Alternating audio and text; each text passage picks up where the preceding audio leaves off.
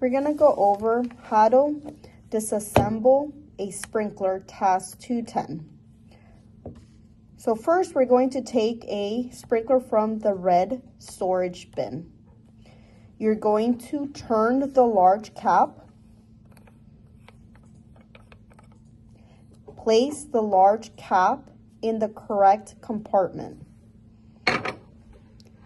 We should be able to remove the assembled shaft. Sometimes it does get stuck, so you can use a screw to pry it open. The casing should come undone. You're going to place in the correct compartment. Now we're going to push on the washer, and you're going to hold the washer. We're going to turn the small cap and place it on the correct compartment.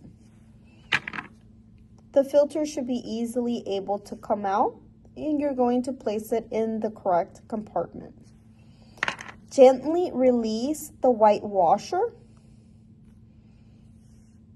and place it in the correct compartment.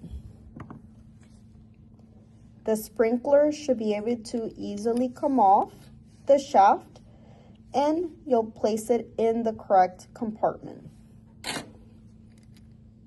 Now we'll remove the white ring and place it in the correct compartment.